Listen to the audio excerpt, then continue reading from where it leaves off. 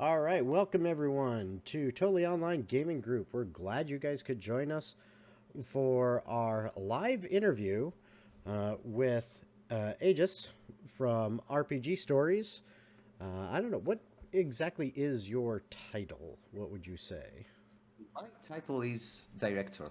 Director. Okay, that's what I was I'm, I'm, thinking it I'm was. yeah, I'm the boss. You are the boss. All right. I'm the CEO. Okay, so uh, first thing I'm gonna do here is to send this to your way.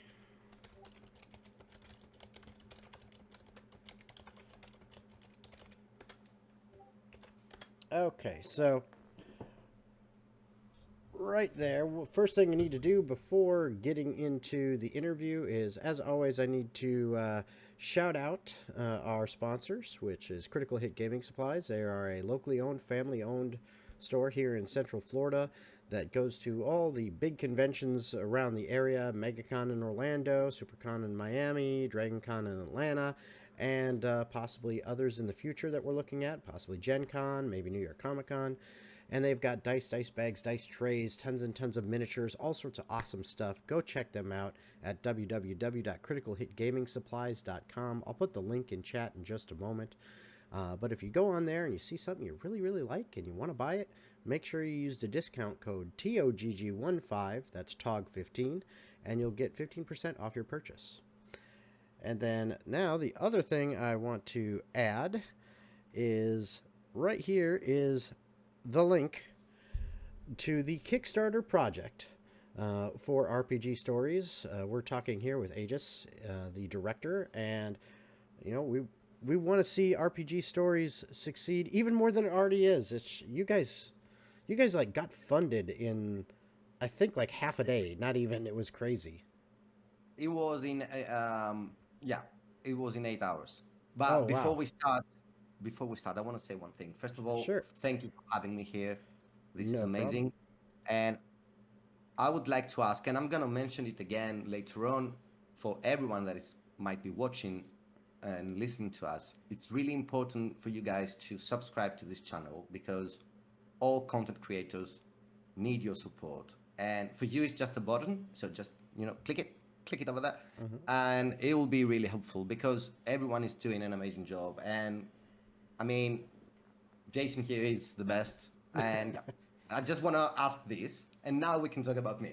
All right. And thank you for having me here. It's a great honor. Oh no, thank you for being here. I'm honored to be able to talk with you and pick your brain and learn a little bit more about RPG stories before it becomes available. Which any of you that are VIPs for RPG stories and have gotten that through their website and supporting them, I believe the VIPs were all part of the alpha, which alpha is going to be released on the 15th of this month, if that's correct. So, Kind of. all right. Let me explain about the Yes, alpha. please, please. So it's a little bit complicated. In it started a little bit complicated. It is really simple for you guys over there. For us, Hmm. it was like a complicated process because what we're trying to do basically is to create a massive world builder slash VTT Okay. that will truly belong to the community. This is our wildest dream, and Oh yeah. we understand that it's pretty hard for people to believe it, and we respect that. Hmm. But with that said, we want to be the community's VTT, and what we've decided is to give voice to anyone that is supporting us. And that means that all our backers and all our supporters and everyone who buys the software later on will have a voice and will get the chance to vote and suggest how we're going to spend our funds, how the development will move forward. Okay. So we wanted for people to start doing that starting now, even before we finish our Kickstarter campaign. So we decided to go on Steam, release an alpha test event for the World Awesome. Builder. Awesome. So we are giving the chance to people to test the World Builder part of the project, not the VTT, Hmm. because this is from where we started, And we came to a point that we said, all right, these are enough features to showcase the thing. These are enough models to showcase the whole thing in Kickstarter. Let's stop spending funds because we really want the audience to get the chance and say, hey, this is amazing, but what if you could do this? Or what if you can add that? Or Okay. please add this type of models and not the other type of models. So for us, it's really important to give it for testing to people so that they can really vote and they can really tell us how they want us to proceed. So Awesome. this event will start on the 15th of September. It will be via Steam. We will notify all our members and everyone that given his email, and basically anyone can go to Steam, to our Steam page, and ask a request to playtest. We need Awesome. all the feedback we can get. Oh, This absolutely. event, yeah, this event will last for maybe 10 or 15 days. We're going to see, Okay. probably until the Kickstarter campaign ends. Okay. And after that, we're going to take all the feedback, we're going to shape according to the feedback and the votes our wall builder. And then Outstanding. we're going to give an early access to everyone and the Okay. chance to buy the software.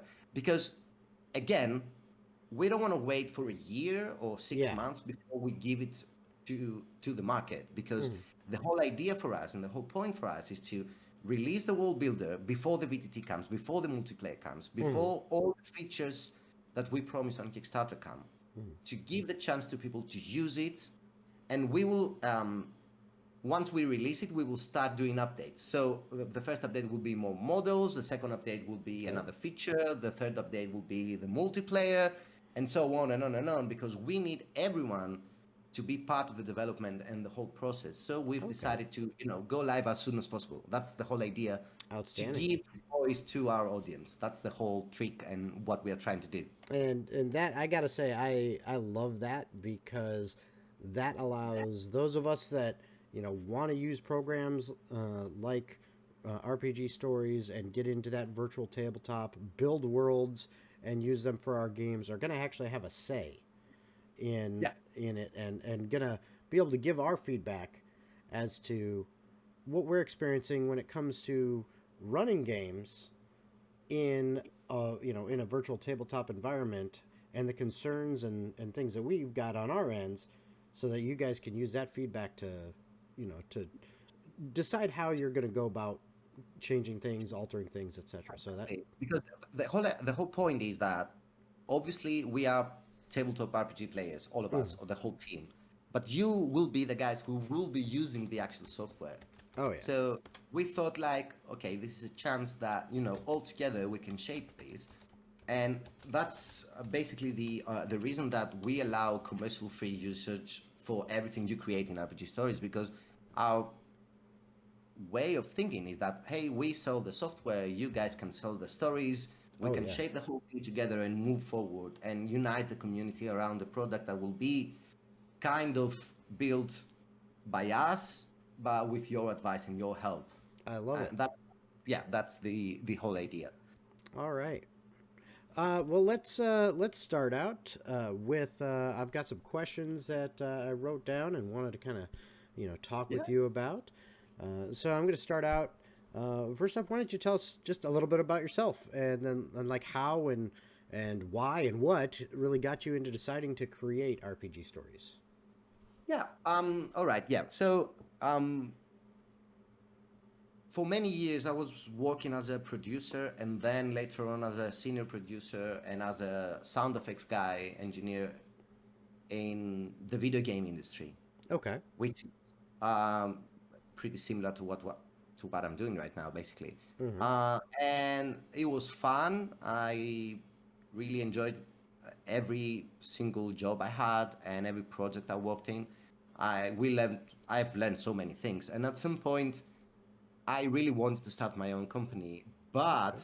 I didn't want to do video games per se, because the competition out there is Mm-hmm. huge, and my love is in tabletop RPGs. Basically, when I was 12 years old, I'm Greek, by the way. I was living Mm-hmm. in Greece. Nobody knew what Dungeons and Dragon was back in the 90s, obviously. Yep. And my cousins were living in the UK. So They came during the summer. They brought together the second edition, the player's handbook, and they Okay. ruined my life basically. They destroyed my adult years because I was playing Dungeons and Dragons Oh yeah. and not going out with my friends.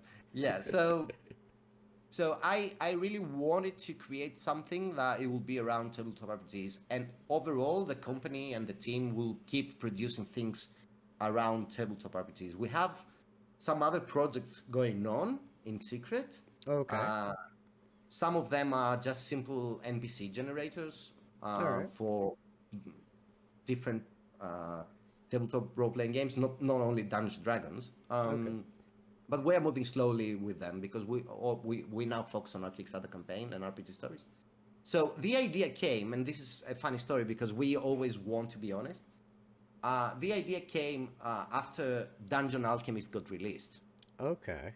I don't know if you are familiar with the A software. little bit. A little bit. Yeah, it's a wall builder basically, Mm, not a BT. And we saw the Kickstarter campaign. I backed the Kickstarter campaign. They made so much money. And when it got released and finally got to play with it, I got to play with this amazing 3D wall builder mm. where I can build everything. And I then realized that I can just export in 2D and I cannot Yep. play in it. And I said, I'm going to do this. I'm going to quit my day job and I will create this. So I started researching what was going on. I found out about Tailspire, which is an amazing Yep. product.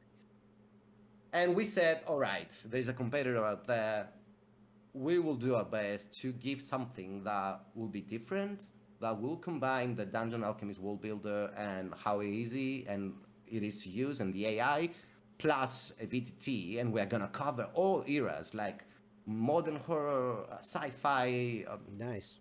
medieval fantasy and things like that. Mm-hmm. But as we were working on the project, lots and lots of softwares appeared out of nowhere, and it was like, Mm-hmm. is anyone spying in my room? I mean, so many people had the same idea. Yeah. So yeah, this is how it started, and the whole design and the whole idea is what we're trying to do is first of all give voice to our audience. Second, we want to unite the community. So with that said, I'll give a few examples. So if someone want to use RPG stories as a world builder and not play in RPG stories, not use the VTT part, they're allowed to do so. So they can export in 2D, they can export in for Foundry, for Roll20, for anything they want, and they can go use our maps anywhere they like. So we are not saying, hey, you can only use it in RPG stories. And at the same, in the same principle, when it comes to the VTT, we also allow you to upload 2D images, so you can play like with your favorite maps that for so long you've been creating or spending money on them. So we allow with basically, let me do it as we speak. It's just drag and drop. You can just drag and drop an image. Okay. And there you have it. Ah, I see. Very nice. Yeah. So that was the idea, to allow people to use RPG stories however and whenever they want. The other thing was, and we thought that was something that is kind of missing, was to give like a world builder that will also be a quest writing tool. So you create these environments, but you also get to write your quests, keep notes everywhere in the screen. Yeah. I'm not talking about, yeah. Are you And I'm talking not about the talking notes, the note system that you guys have in place? Yeah. I'll show everything in a bit. I just want to say that I'm not talking about handouts right now. I'm talking about actual notes. Okay. That you can export alongside with your map and then, sell it or give it to someone else. So basically you can create a whole campaign in RPG stories and then, go and sell it. So this is who I am. My team, I cannot thank them enough. I mean, they're great. Every single one of them is a lot better than me in many ways in the field. I'm so proud I have them. And yeah, all together we are trying to create something amazing. So that's the answer to your first question. Okay. And that kind of brings up the second question as well. is so like how long ago was that you started this? Was it so you like actually started work on RPG stories? Uh, has it been like a year, 2 years, 3 years? No, no, no. It's, believe it or not, it's 6 months. So yeah, that's my computer for you. It decided to be a little bit of a jerk. We Uh, survived this. We yes, did. we survived this. However, it is not showing up my camera at this moment, so you'll have to forgive me for that. I'm going to see what I can do to fix that while we're going along, but we'll just have to kind of wait and see. Anyway, at least you can still see Agis. So sorry about that. But where we were is we had our questions we were talking about, and Agis was saying that it's only been 6 months, which Yeah, is it's been amazing. 6 months. Um, and I must say that we've spent 3 of them researching how we can create these models fast and easy without harming the performance, and to find ways that they will keep us they will give us the ability to keep uploading more models and give more models all the time, and be able to support basically what we promise, the Hmm. 3 eras and the massive world builder. So we've spent 3 months to come up with a pipeline that it was like 3 months of research basically. Hmm. So the development it's been 3.5 months or something. Uh, the what makes the difference is that the team is really experienced. All of them, they were working like in really big companies in the video game industry, so Hmm. we really know how to work together and what we are trying to achieve and how to achieve it. And yeah, we're really proud of it, and that's why we hope that everything we keep going really fast. Okay. um yeah, that's it pretty much. So it's been 6 months, and from all of them, this one with the Kickstarter campaign, it's the worst. I mean, so much work, so much to do with marketing and community, and everyone has questions, and we love that. And we keep replying to everyone when trying to explain our dream, our vision, Hmm. and how they're gonna use it, giving interviews like now. And yeah, this month has been crazy because we work like more than 15 hours per day. It's crazy, but we're loving it. Oh, And good. since we got funded, this will continue like for a long, long time. And yeah, we are trying to keep a poker face, but we can't. We smile all the time. So if you are kind enough, click that Kickstarter link and back us today because there are a Oh lot yes, more to do. absolutely. We definitely want you guys to succeed as you have been already. Like I said, it is wonderful. Uh, just to see the progress you're saying you guys have had in just 6 months is pretty amazing in my opinion. No worries. There, All right, you're right. so here's what I'm gonna do to make this a little easier since my video camera isn't showing up anyway. I am gonna go ahead and transition this to the wider shot of RPG stories so that we can still see Aegis and we can see RPG stories covering most of the screen. So that's a good thing. Pretty excited about that because now we can actually see this. And I'm skeptical that my computer is going to continue to work for me because it keeps dropping out. I'm gonna have to get someone in here to find out why it's doing this. It's been doing this lately. But anyway, enough of that bad news and all that crap. So here we are, once again, going back in. We've got some additional questions. So you talked about you guys started this 6 months ago, and how big is your team actually? The team, we are 10 people or 11. I think 11 now. We are 11 now. We are really proud because we have 6 female employees and we are 5 guys. And that was one of my choices because I always wanted to, support the female community and there are amazing artists out there and amazing developers, and we've worked together for 6 months creating amazing things, and I'm so proud of them. Well, good. Uh, but after the Kickstarter campaign, and as we always say to our audience, we will bring more people in. And that's why we have this VIP package as well, because we want to collaborate with content creators and game masters, see how we can bring them in the team, create more stories, because RPG Stories is not only a world builder, it's not only a VTT, it supports this quest file that you can export everything and give your quests around. So we want to encourage people, to collaborate with us and join the team And create some amazing content. I love it. Yeah, that's the whole idea. And since I'm saying that, because we often get that question, we say that when someone becomes a VIP member, it immediately has access to our own marketplace, and they can sell the stories through our marketplace. I want to say two things. Yes, that's true. Secondly, it doesn't mean that nobody else can access it, but we want to give priority to the VIP members. Third, anyone is able to sell their stories anywhere they like, even the VIP members. They don't have to come to a marketplace. We just offer them the chance to come if they want to come to our marketplace.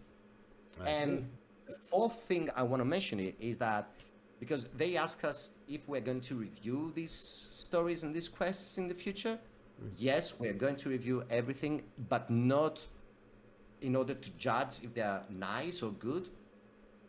We don't think we are able to do that. Anything the guys are creating, it's nice, and the audience will judge if they want to buy it or not. We're just going to review the content if it's not, for see if it has any crazy thing inside, like anything racist or anything really bad. Yeah. But that's all. Okay. So yeah, we are not the judges of every story and saying, hey, this is a nice story or this is not. Okay. So that sounds really good. I like that. So technically your team is 11, but in reality, your team is so much larger because you're bringing in all these other people, from just the collaboration. And I love that. So from there, you already mentioned a little bit about what kind of capabilities you're expecting when the Kickstarter's over, when you kind of do your early release, and what people can expect in the World Builder release that you're doing on the 15th, so that when people test it. I would like to also know, like, looking at the different features and things that you're putting into RPG Stories, you have in the Kickstarter your different stretch goals and levels. I was curious to know, like, how did you guys come about with, okay, we're going to put this stretch goal here at this level, and then let's move, let's have this next stretch goal. It'll be this thing for example, hey, we want to put a stretch goal in there for the multiplayer. Okay, and then we want a stretch goal for rule sets. We want a stretch goal for this.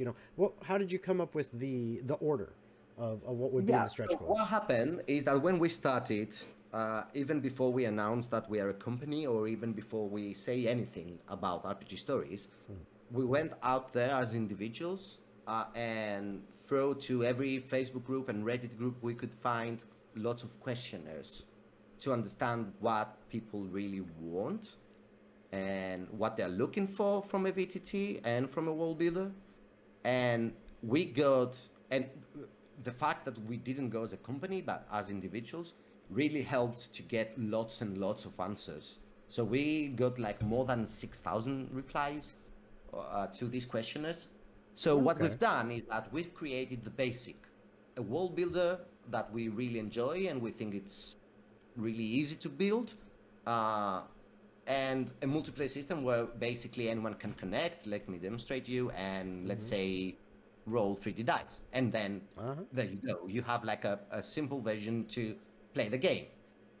So what happened after that is that we checked the questionnaires and the features we were proposing, and we saw what people want, and that's why we went to our Kickstarter campaign with almost a final product. We were asking for some money to polish the existing version and then to do an overall upgrade, which we will do. And Then the next stretch goal was obviously the rule sets, because everyone kept asking that after the obvious, they want rule sets. Yep. So I want to say again, because they asked us why rule sets are so expensive, because they are, Yeah. and we know it. So two things. The first reason is, in order to implement rule sets, you have two paths to follow, since D&D Beyond is not supporting anymore third-party softwares. So the first path is you hire designers, you hire developers, and you proceed. So basically, in order to deliver the rule sets, we need 3 more people. That means lots of expenses and salaries. The second way is using Steam Workshop and allow the community to help you out, do their own scripts, and proceed. So if we don't catch this stretch goal, it seems hard, but you never know. Yeah. What we're going to do is that we are going to finish the first stretch goal, what we've promised. We're going to deliver everything either way, because we really want to. And then using the community's help and our own extra hours and everything we can do, slowly we're going to deliver the rule sets as well, and we really want to implement them. But if we get it from the Kickstarter campaign, that will mean that we will be able to do it a lot faster and in a more sophisticated way. Okay. That doesn't mean that we won't use Steamworks, Steam workshops. Either way, we want the community to be there and do their own stuff. Okay. But yeah, that's how we come up with that order. And yeah, the first package should be the 5th edition of D&D, because that's the most famous one. Yeah, that's kind of the big one right nowadays. So Yeah. I play 2nd edition, to be honest. I Yeah, am yeah. a big fan of the old school thing. I agree with you. I grew up playing 2nd edition. That was kind of my introduction. So I really enjoy some of the older versions. But yeah, I have moved into 5th edition in the last several years and been running games in that and playing that and doing that on my channel, doing live streams of our actual play. And we're really, really enjoying it. So it's, and that being the popular version now, I think that's a smart move to, that being like among the first rule sets to get implemented if and when you guys eventually get to that point, so that's good. Yeah, eventually, at some point, we will. I mean, Yeah. and we already see how crazy the community is and how much they want to help. I mean, it's a huge surprise for us, because I was working, as a producer. I never had this relationship with the community, and we see the love and how much everyone is willing to help and improve the software. And since we started with this idea of let's do this all together, we give the opportunity to the audience to say, hey, follow that path or follow that path. It will be really helpful. Yeah. All right. So let's move on to the next question now, because the next question I think is one that everyone is going to want to be here for. This is kind of the fun thing is, well, you've got a whole bunch of features and you've got RPG stories right here on screen for us. Why don't you go ahead and show us a bunch of these things? One I'd definitely like to see eventually is like, how the fog of war is supposed to work and stuff like that. But, I'm just going to kind of turn it over to you to kind of walk us through some of, the amazing features you guys have. Yeah. So I'm going to start with exactly what we are going to give on the 15th of September for people to test. All right. So that sounds like a good place to start. Yeah. So this build I'm using right now is not the one we currently have. It's one build previous to the one we're using right now. But I'm using this one because I want to show more things. Basically, what people will be allowed to test is exactly what you see here. So you will be able to build any outdoor or indoor environment. With 90% of the models we already have. We are going to exclude few of them because we are still optimizing them. And you will get to test the world builder, how you can build in our system. So this is a quest I'm preparing for my team. It's a small thing that, because we as a team, we like to play and see the challenges all together. So yeah, I hope that the team is not watching because they're gonna see the quest. Anyway, so one of the features we have is that you can split your environments into different tabs. So this is the map number 1 we're watching now, but if I click here, I can go to map 2, and I can create more environments and keep creating. The reason we did this is first of all, for you to be able to organize everything, to lock players in a certain environment, and while you do that, be in another environment and building things. Because when you play Dungeons and Dragons, your team is having arguments in front of a door and how to open it. Yep. Sorry, can you please excuse me for 1 Oh, second? no worries. No worries. So, while you're doing that, I was going to say that I love the look of this map you've created here. And in addition to that, everyone, I've put the link up again for the Kickstarter project for RPG Stories. I highly encourage you to go check it out and lend your support so that they can be able to do all the amazing things that they're wanting to do with RPG Stories, and we as a community then can have something really cool and fun that has some of our own input in it. Yeah. So let me demonstrate a few things about the wall builder and how easy it is to build. First of all, for the walls and the rooms, like creating a dungeon, all you have to do is use our tools. So basically, we have this room builder. We call it room builder. We have this collection where basically it's split between all eras: fantasy eras, modern era, and sci-fi era. Let's go with fantasy since we are showcasing like a D&D style. Okay. I'm gonna choose another style, not this one we have here. You choose this type of room, and then basically you just drag and drop creating rooms. It's simple as that. Oh, beautiful.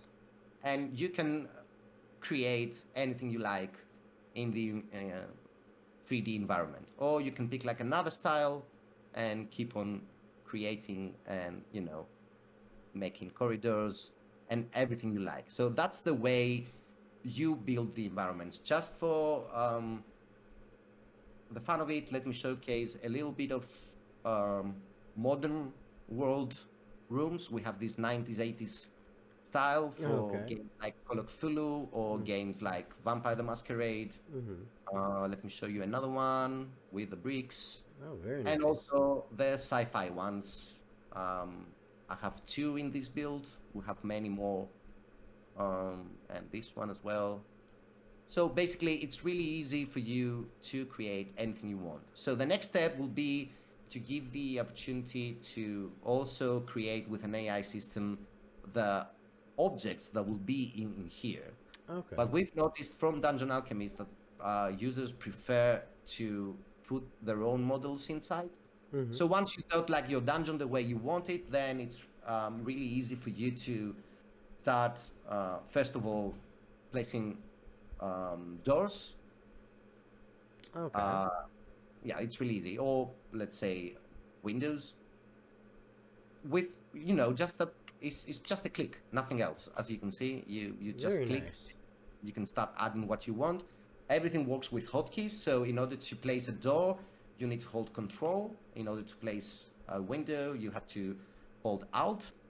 And what we've come up with is that each wall has its own windows and doors. But also, if you open the object collection, you can then use the search panel, write doors, and you get doors to place whenever you want, if you want like another style.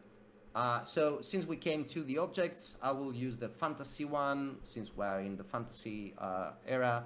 And again, you can use the search. Let's go for, I don't know, barrels, for example. And it's really easy. Basically, you choose the object and you get to place it. And once you place it, you get this UI around it. where you can, make it bigger, make it smaller. You can rotate it, move it around, place it wherever you want. We don't follow the grid, so that means we allow the players to go inside the wall or Okay. So put an object inside an object, yeah. because we understand that So DMs are clipping is yeah. So clipping into the objects and stuff is allowed, and they don't snap to the grid. So that's pretty awesome. I like that. you can also copy. You can also do that with a hotkey if you don't want to. So you can start placing object really fast. You can also delete it. And everything is working with hotkeys. So if you choose the object and you press delete, it will go away. So now this is what we like to call like the simple UI. We have a different one as well. So if you click this nice toggle button here, you get a different UI when you click on the object. And now you get to do more complicated things like rotate in every possible way, move the object around, put it down the floor, leave it there to float. And in the same principle, we have VFXs. Basically, you can put things like portals or area of effect spells. We're still working on it. These are like our placeholders. Yeah, well, they're gorgeous for placeholders. I'll say right now, this is the stuff that I have been looking forward to. Well, we are calling them placeholders because we haven't decided yet the final style we want. And these are a little bit cartoony for our other eras. For D&D, they're okay, but we're still creating things. So if I go back to the objects, I want to explain a few things. So our object collection, which as you can see is endless and huge already. So you have this search here. Basically, how it works is with keywords and tags. So if you say like office, it will give you objects around that you will see in an office, not only actual desks. And if you write desk, then you will get desks. So we have tags, we have several things to for the players to be really easy to bring in stuff.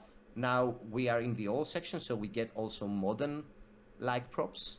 So it's pulling up because you chose all. When you run your search, it's pulling from all the sections. Yeah. So that's how you build rooms. Now about buildings like this one, we basically have buildings ready to be set.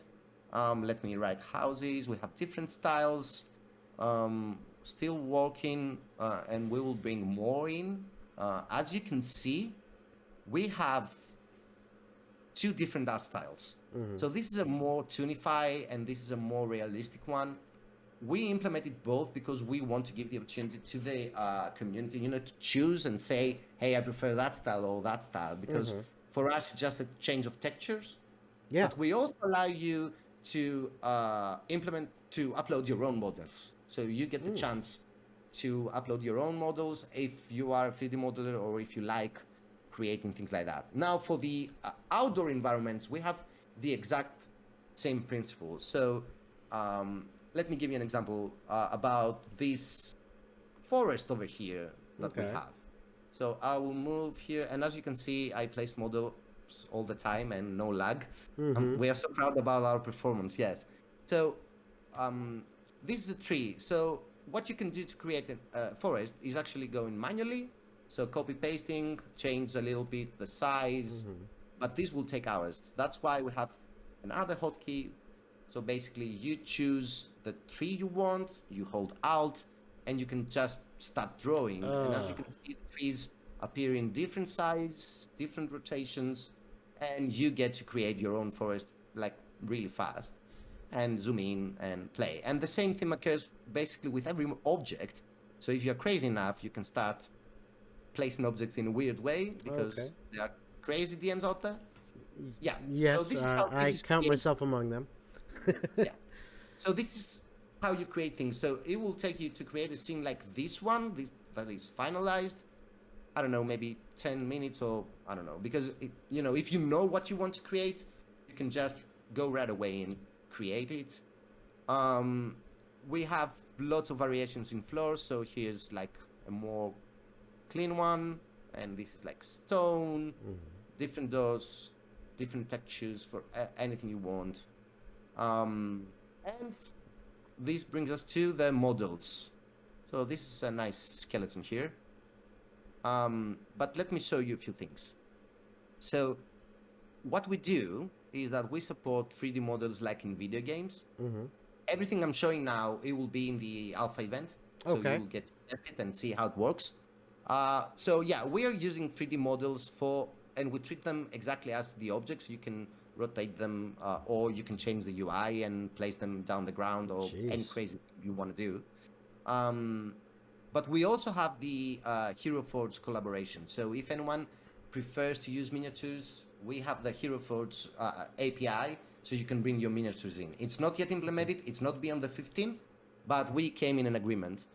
Basically, because we realized that part of the community really prefers miniatures, but in our design, you get to choose your character. It's not ready yet, but you'll get to customize it to make it the way you want it to be. Okay. We have in our collection right now a few characters to showcase how it will look at the end of the day and what people will be able to do with their monsters and with everything. Okay. So when you And place the quick model, quick question with these. Then so the main difference then between these models, these characters that you guys have put in there, and someone importing their Hero Forge Mini is, which everyone can kind of see on the screen.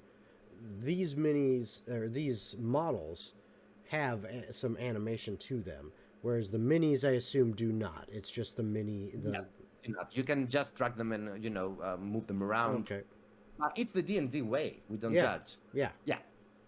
So basically, what you can do now, this model, this one, and I want to demonstrate to for people to understand. So if you check closely, you'll see that all these characters basically are. Let me go to modern as well.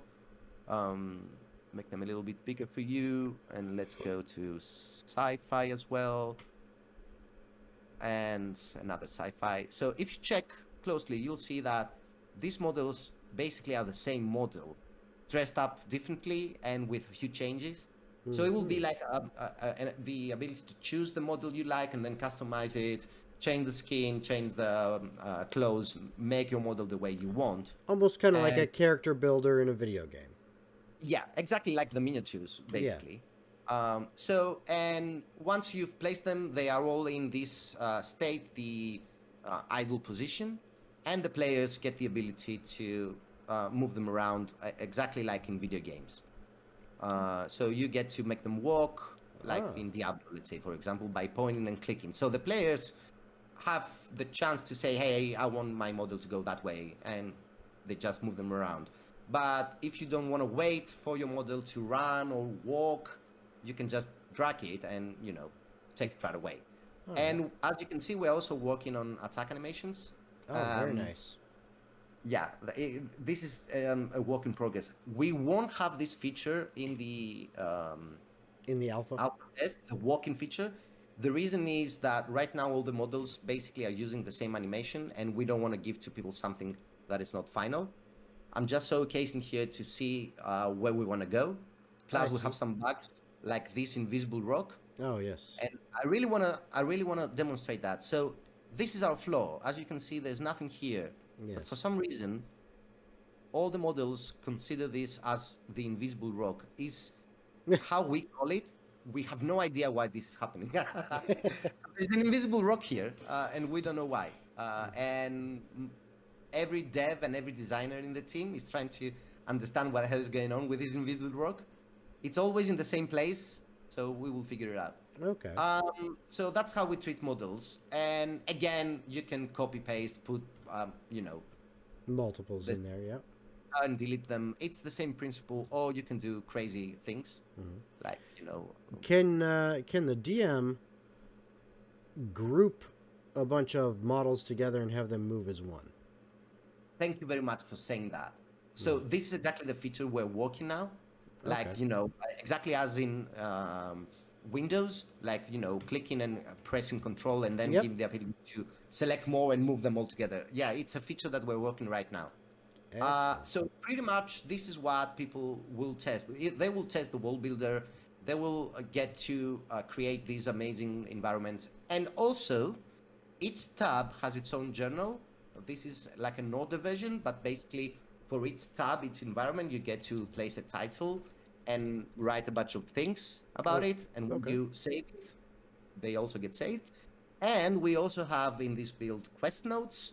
Basically, you take the quest note tool and you place a note, and now you have the opportunity to place a title for the specific place, say the small graves, and Okay. start placing notes.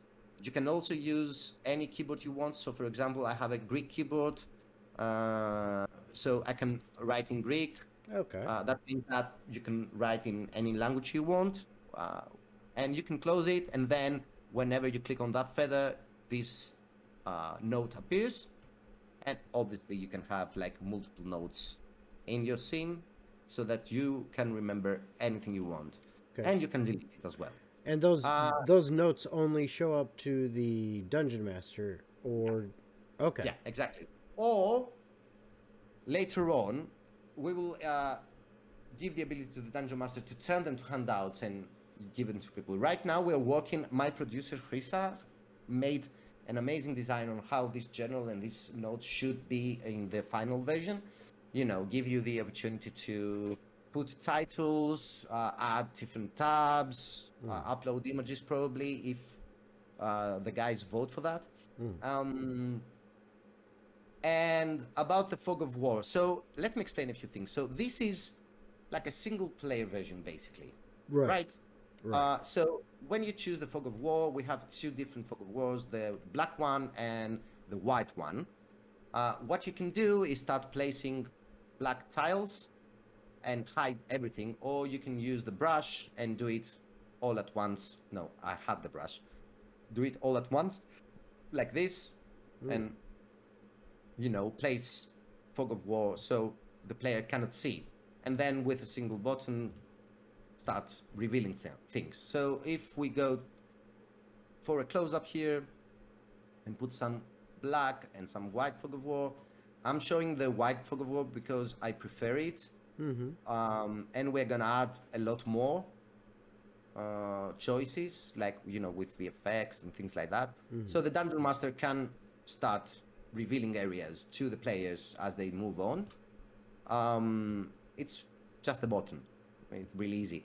So All right. what I want to say about Fog of War now, basically, at the end of our multiplayer, what we want to do is the dungeon master will be able to move around with his camera like I'm moving around right now, go anywhere in the scene. In the exact same way, the player's camera will work. So let's take like a model, place it here. Let's take this modern model and place it here. By the way, everyone is saying that this guy looks like me. So the player will be able as well to rotate the camera, move around, zoom out, zoom in, go right, left, up and down, or whatever they want to do. And sorry, I opened like a different tab here. Mm. Reason. Sorry about Yeah. that. Yeah. There we go. Well, so where's our model? Yeah, they will be able to go and move anywhere they want, exactly like the dungeon master. The difference is, and what we're gonna do is that each model will have like an area around it of visibility. It will have a field of view, so everything to the player will be. Let's give again the Diablo example. Mm. So they will see darkness except an area around them, and this area will be influenced by their class, their spells, their race, anything. Okay. So a human will have like less visibility, an elf will be able to see in the dark, things like that. So as the character are moving, they will reveal these black areas. Basically, this makes Fog of War useless, but the reason we have Fog of War and we have dynamic lights, and we also support the fact that every model that should produce light produces light. Let me give you an example of that. Oh, it's in Greek. Light. Okay. For example, as you can see. Ah, yes. And directional and everything, yep. Yeah. So we allow these things because we want the dungeon master to have the ability to lock the cameras, basically. And if a dungeon master wants to go the old-fashioned way and not the way we suggest, like, each model will have its own visibility, and as they walk, they will destroy the fog of war, basically. And if they want to go manually and force the players to have like the view the dungeon master wants, or let's say, for example, that the dungeon master will lock the camera here, and this will be the view for the players and nothing else, and then he will have to use the fog of war and go around and create areas like this. So it's a two-way style, and we let the dungeon master basically decide how they want to play it. We think that the idea that the player has his own field of view, and as he is moving around, he will be able, to see things like in the video game industry. It's a nice idea, but we always want to give more options and leave everything open to the players. And other features that you will get to test is the weather. Oh, yes, the weather features. Yeah, you can change the weather. Let's put some snow. We still have a long way to go with this because we want to add a lot more and different choices. We need to start working for the indoor areas not to get wet because now the rain is everywhere. And the final one is the environmental light. So basically what we say is that we give you the sun so that you can change the direction of the lights and change the day and night cycle or move the shadows around. But we also give some pre-made lighting scenarios that we really like. Let me give you an example. So that's the default lighting, but you get the dusk one, which basically is a weird lighting scenario. You get the misty one, you get the morning one, you get the night, which I really like and I enjoy. You get the black and white. Basically, this is a noir thing for Call of Cthulhu and vampire things. You get the sepia one and the sunny one. And we're going to keep on giving more and more. And you will also be allowed to create your own, save them, and, build your own lighting scenarios. Another thing that I didn't show you is that basically this default ground that we have here can be changed. So we are giving, again, some variations for the ground. And after the basic ones, we go with desert, we go with grass, we go with swamps, several different types, and snow, and of course the sea, which we love the sea. And this brings us to another thing that we are working on. So that's about ships. So Very nice. So what I want to demonstrate with this particular object, basically is just an object like all the others. You can make it bigger, smaller, copy, paste it. It's exactly the same thing. But what I want to show is that something that we are working on. So wanted to save you time for building things. We build our models with layers. So basically you can go inside the ship and be inside of it, or go on the upper floor and things like that, because we don't want you to have to go manually and start building things in order to create like floors and things like that. So we want to come up like with a castle that will be ready. It will be an empty castle for you to go and put items in. Okay. And after you put the items you want in, you will also be able to save it and reuse it with the items that you've chosen to. Once again, I want to mention the performance. We're really happy that, with a medium spec PC, you can create like tons of environments. That does bring up. I do have. I will call these my final questions because we are going to have to wrap it up here in just a little bit. Uh, Yeah, but I that. know. Oh no, no worries. This has been fascinating. I'm loving seeing all these features and what we're going to have available for the alpha and beyond that. But it brings up a couple questions. One, have you guys kind of tested the limits of how much stuff you can build and just gone like nuts on one map, and how has that affected the performance, if at all? Yeah, yeah. So let me say a funny story. The lead producer of the team has an i3 old laptop, Mm-hmm. and we are making fun of that laptop a lot. We have lots of inside jokes about this 12 years old laptop that Mm-hmm. is not even working anymore. So basically what we're trying to do is we are trying to use the software in that old laptop. Sometimes it works, sometimes it doesn't. Mm-hmm. And we try to optimize things. I'm not saying that an i3 can perform well. Yeah. What I'm saying is that we want to give something for medium spec PCs that will be working properly. That's why we also allow you to split the environments so that you can split the burden for your PC if you not have like a massive PC. Mm-hmm. My PC is quite good. It's not like a monster, but as you can see, I can keep on building and building and adding more models inside without affecting the performance. Okay. That's because, you know, we kind of optimize everything. And we know how to optimize things for video games, and that's why we get that result. Um, Okay. we've tested the limits. But the decision we made is not to put a limit for the map. No, Okay. so you won't get a message like, this is enough space, you cannot go further. Okay. What we're saying is, let's leave it that to each user's PC Okay. or Mac. Okay.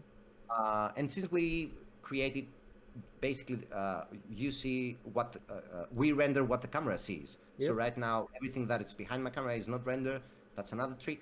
And that's why when you go to a new environment, you get like, even if you had a little bit of lag, when you open a new environment, it's back to zero. And that's why, if you see closely, when you go back to the original map, everything is recreated. Uh-huh. It falls from the sky. I'm gonna do it one more time for you to see it. So let's say I'm here and I go in this environment. Oh, yeah. You Yeah, can kind of see it it drop renders in. again. We don't wanna, ruin your PC, basically. All right. We cannot wait for this alpha event because we want to test the limits. It's different story when a team is testing and when you give it to the people, because people tend to do crazy things that you don't, because you Absolutely. know how to use it. Mm-hmm.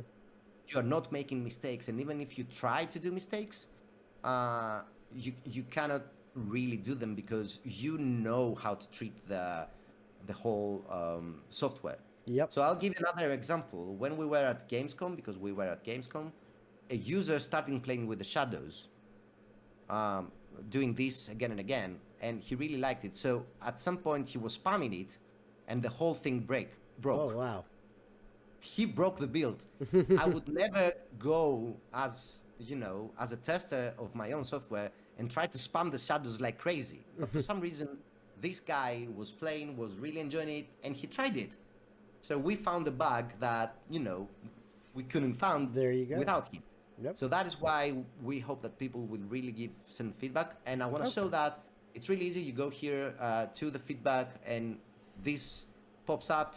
Okay. You So you can type in. You can type in if you find a bug or anything right there. That's awesome. Yeah, and I want to say to the people who is listening that you don't even have to really give much detail, because when you set the feedback, we also get the log, so we know what happened.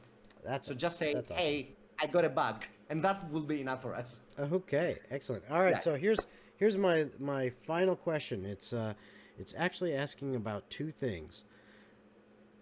You showed water a little bit ago, and it's something. I'm a big fan of Tailspire. I love Tailspire. However, I'm not a fan of the way the water works because, like what you showed here, you can bring up a level of water, but that's like the level for Now there's water on the entire map at that level. So my question is, do you guys have like some kind of like individual water tile or way to draw water that's at different heights? Like, could I make a waterfall? I cannot. Yeah, I understand the question. I cannot show it to you right now because I don't have in this build, in this Mm-hmm. current build. But basically, it will work. Let me give you an example. Mm-hmm. So right now, if you go fully manually, you will see that all our tiles are working like drawing, but in a square. Yep. So in the same way, you will be able to draw water. So Okay. now, but I don't have it in this build, so I'm terribly sorry. Uh, so in the same way, you will be able to create like water tiles. Right now, we just started working on circle drawing tools and triangle drawing tools, so that you Okay. can basically shape it in any direction and not going like straight Not just lines. straight lines. Yeah. Yeah. And alongside with that, we also work on sculpting the floor, because we understand that it's important for some players, because it's not always easy for you to just, place in rocks, Yeah. uh, and you might just want to drag the floor and change it. So these are two features that we will introduce after the alpha event. We want to ask the community a few questions about it, to see how they want us to do it. But yeah, Outstanding. yeah. All right. Well, I think that's about it for my questions. I'm going to open it up now to chat for, if you're okay with that, for just the Well, next couple minutes and see if chat has any questions. So if you are watching this, you're in chat, and you have any questions you'd like to ask Agis, I'm going to give you a minute or two to type those in, and then we'll cover those things. And then once those questions have been answered, then I think we'll call it good for this interview and move on. So you've got let's give you a couple minutes here, and while we're waiting to see if we do get any questions from chat, uh, Aegis, I have one final kind of intermittent question for you guys, for you and the entire team. Is were there any specific things that inspired you in like the artwork design of the different models and figures and things that you used? yes. So we wanted to go down a road that would be semi-realistic and not so much pixelated. Um, let me find something to show you, Sure. because that was our inspiration, and I think it's only fair to mention it. Mm. Uh, but I need to find it. Give me 1 second.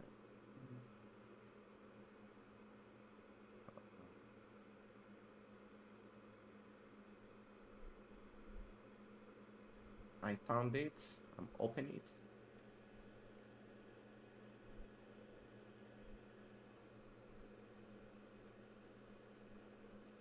So there is this game.